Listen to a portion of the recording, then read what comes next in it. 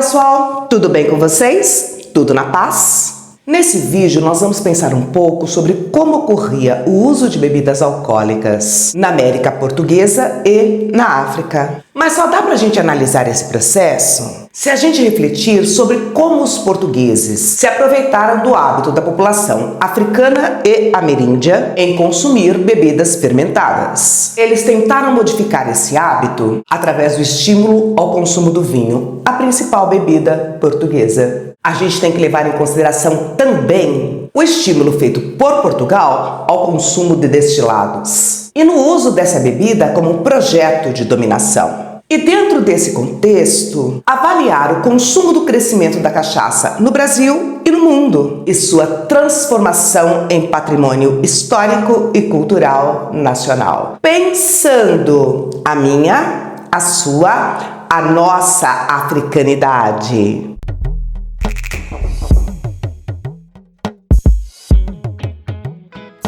Diz a lenda que os escravizados, ao produzirem o açúcar, cansados de tanto mexer o caldo de cana no fogo, pararam para descansar e a mistura desandou. Temendo as consequências disso, eles guardaram aquele melado longe das vistas do feitor.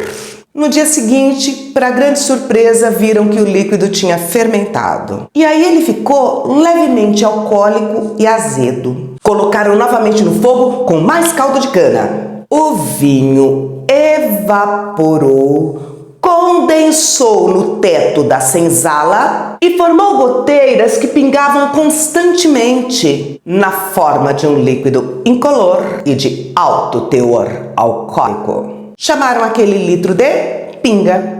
Gente, é assim, ó. Normalmente, uma lenda é uma forma bonita de contar um fato real. Mas no caso dessa lenda, é um monte de besteiras. Essa é uma visão distorcida e ambígua, produzida pela elite, como se fosse uma fórmula mágica, um acaso. E não leva em consideração o fato de que os africanos em diáspora trouxeram informações e conhecimentos teóricos da África. Esses conhecimentos foram aplicados no Brasil e largamente utilizados por Portugal. As bebidas alcoólicas na África, elas se faziam presentes antes da chegada dos portugueses. Os africanos tinham conhecimento sobre fermentação e produziam vinho através da palmeira de ráfia e de cereais locais, como milho, painço e sorgo. O consumo de bebidas alcoólicas para os africanos estava ligado a vários aspectos da sociedade. Eram oferecidos para demonstrar hospitalidade, em rituais fúnebres, nas transações comerciais, matrimônios, festas e para realizar contatos com os mortos através do transe.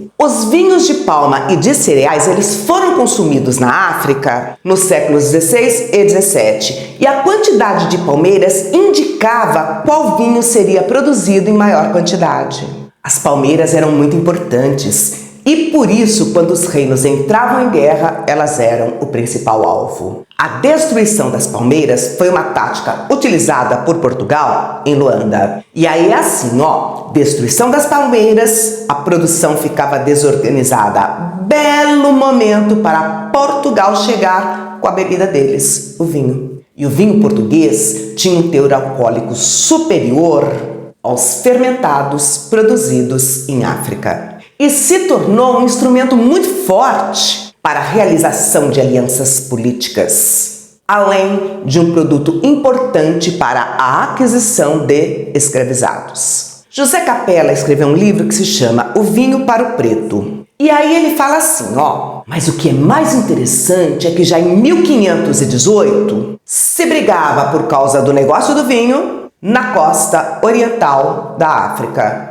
Agora vamos pensar um pouquinho no Brasil. Meus amores e minhas amoras, a cachaça foi fundamental para a economia da colônia portuguesa e teve grande influência nos rumos da nossa história, chamada também de aguardente ou pinga. Mas a verdadeira origem destas palavras é muito diferente de algumas informações que rolam por aí. Na prática é assim, ó, a origem da palavra aguardente não tem nada a ver com os maus tratos dos escravizados. É um termo genérico para caracterizar bebidas destiladas, como uísque, rum, gin e conhaque, e significa água de fogo. Já a pinga faz referência ao processo de destilação em alambiques de cobre. O vinho de cana é aquecido em uma panela e seu vapor é resfriado e condensado lentamente, saindo os pingos. Temos evidências da produção de destilados de cana-de-açúcar 500 anos antes de Cristo. Mas quais foram os fatores econômicos que levaram ao aumento da produção e à projeção econômica da cachaça? Meus amores e minhas amoras, no Brasil, a história da cachaça começa quando os portugueses trouxeram as primeiras mudas de cana-de-açúcar.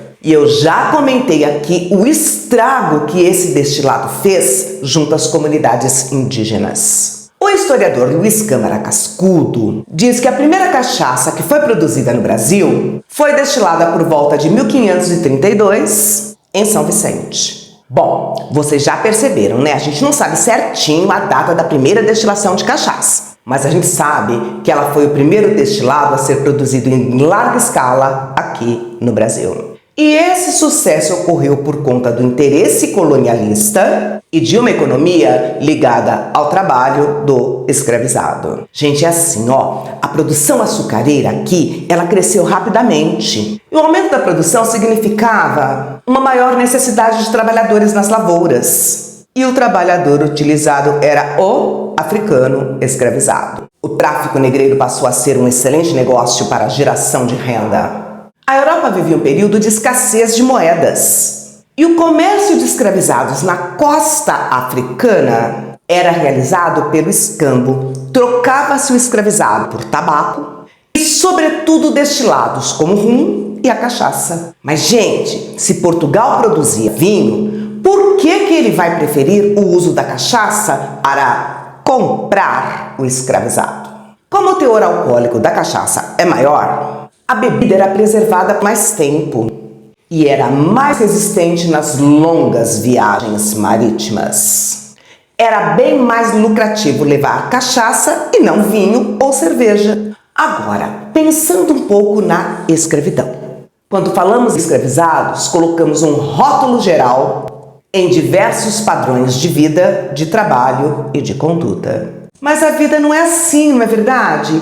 Existe uma realidade multifacetada que compõe esse grupo social, como nos diz Maria Cristina Cortez. Ela fala assim, ó, nós temos diversas formas de vida entre os escravizados. A vida autônoma dos tropeiros, a vida árdua dos trabalhadores do eito, a intimidade dos domésticos com seus amos, a turbulência das quitandeiras e vai por aí afora. Mas algumas coisas são comuns entre os escravizados: a supervalorização da propriedade escrava, a violência e a coerção física. Mas, meus lindinhos e minhas lindinhas, no dia a dia, a prática desse domínio social exigiu diversas estratégias de sobrevivência dos escravizados e novos canais de tutela, de domínio por parte do escravizador. E os comportamentos dos escravizados alternavam-se entre dois extremos. De um lado, a submissão em busca de benefícios ou de diminuição dos maus tratos. De outro lado, a revolta contra o sistema estabelecido. Eles também articulavam diversas estratégias aprendidas no dia a dia da escravidão para conseguir enfrentar os horrores da forma de trabalho a que estavam submetidos. As navegações comerciais transatlânticas promoveram a inserção de bebidas alcoólicas destiladas na vida de povos da América, África e Ásia. No Brasil, a produção de aguardente de cana-de-açúcar surgiu como consequência direta da produção açucareira. Uma produção dupla: açúcar, cachaça. Colonização, mão de obra escravizada. Meus lindinhos e minhas lindinhas, é assim, ó, na África, aos pouquinhos,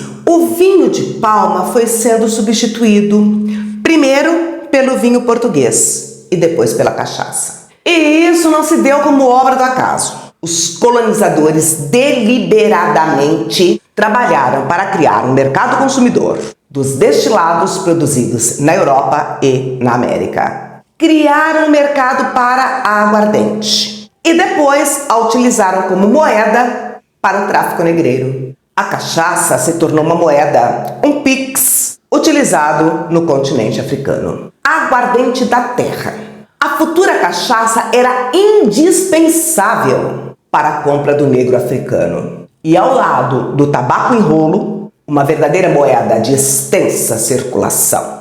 Além de ser muito bem recebida nas atividades comerciais da costa africana, ela figurava como alimento complementar na parca dieta das travessias do Atlântico. Vou explicar melhor. Os africanos, sequestrados do seu país e do seu modo de vida, submetidos aos horrores dos navios tumbeiros, devia todos os dias ingerir uma dose de aguardente para esquecer, atordoar-se e não resistir. Os colonizadores usavam a bebida como forma de manter todos os escravizados em constante sujeição e dependência, mas nem sempre tinham sucesso. A cachaça era uma mercadoria brasileira, subproduto da produção açucareira, com maior teor alcoólico e melhor resistência às condições climáticas quando comparada ao vinho português. Era também uma indústria economicamente importante e que utilizava a mão de obra mais barata que existe, a do africano escravizado. Vocês não vão acreditar, mas ela fazia parte da composição básica da alimentação das camadas menos favorecidas, homens ou mulheres, escravizados ou livres. E a gente tem que lembrar do nível calórico dessas bebidas. Falando a real, um papo reto, os escravizados e o povo famintos eram embriagados. A cachaça era associada aos grupos populares de resistência, que eram reprovados socialmente no cenário político. Porém, foi somente a pele negra que ficou estigmatizada e considerada cúmplice de uma suposta incapacidade moral e psicológica pela ingestão corriqueira da cachaça. No século XVII, a hegemonia do açúcar brasileiro foi quebrada pela produção na América Central, que produzia um açúcar mais barato e de melhor qualidade. A economia do açúcar entrou em decadência e foi substituída pela extração do ouro em Minas Gerais. E aí, o eixo econômico da colônia portuguesa mudou. Passou a ser a região mineradora. Muita gente migrou para a região das Minas. Homens brancos europeus, colonos, africanos escravizados, indígenas. Vocês conseguem imaginar o que é uma região mineradora, né? É uma efervescência. Muitos escravizados entraram no Brasil neste período. É todo um burburinho social, cultural, político, religioso, e junto com toda essa galera que migrou para a região das Minas, veio também a cachaça, transportada em barris de madeira. No tempo da viagem em contato com a madeira, a bebida ganha uma coloração amarelada, além de aroma e de sabores diferenciados. E aí, de novo, né? A cachaça era indicada para os escravizados. Por quê? Porque a região das Minas era muito fria. E claro, né? Os escravizados não tinham agasalhos o suficiente para resistir ao frio. O que eles indicavam? Um golinho de pinga para aquecer o corpo. E ela era usada também à noitinha, para dar uma sensação de alívio após um dia extenuante de trabalho. Será que algum dia alguém pensou em dar condições de trabalho adequadas à população escravizada? Claro que não, né? Da cachaça era mais barato. E aí, os excessos, eles eram constantes. E, a partir de 1850, novas mudanças no Brasil. Declínio da mineração, crescimento da produção cafeeira e substituição da mão de obra escravizada pelo trabalho livre do imigrante europeu. É o surgimento dos barões do café com ideais elitistas. Fugiam dos hábitos rurais e achavam bacana tudo que era produzido na Europa. E aí a cachaça passou a ser considerada coisa de preto e pobre. E a embriaguez produzida e alimentada por essa elite passou a ser condenada moralmente e nunca foi vista como um problema de saúde pública. Após uma abolição que não concedeu indenização e muito menos condições de vida adequadas aos ex-escravizados, a cachaça foi usada como uma forma de alívio. Funcionava como fonte de calorias e conforto para as adversidades da vida. No século XX surgem intelectuais, artistas e estudiosos interessados em resgatar a brasilidade e criticando com ironia a incorporação pela elite brasileira da cultura e dos costumes europeus. A cachaça foi adotada como um símbolo de identidade nacional e a caipirinha tornou-se um ícone desse processo. Hoje, a cachaça é considerada como um patrimônio histórico e cultural do Brasil, conhecido em todo canto do mundo e gera renda e emprego. Meus amores, minhas amoras, a história do consumo alcoólico percorre a história da alimentação e das drogas e abrange tanto ideais morais como manuseios de poder e as ideias científicas de cada período ou época.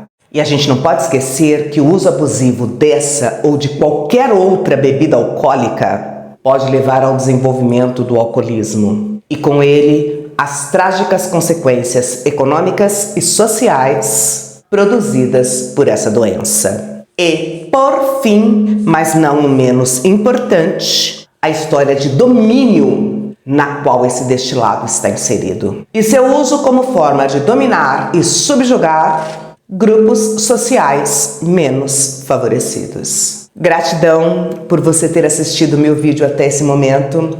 Se você gostou, não se esqueça de curtir e de compartilhar com seus amigos. Se cuidem. Cuidem daqueles que vocês amam. Busquem uma vida saudável e feliz. E até o nosso próximo vídeo. Tchauzinho!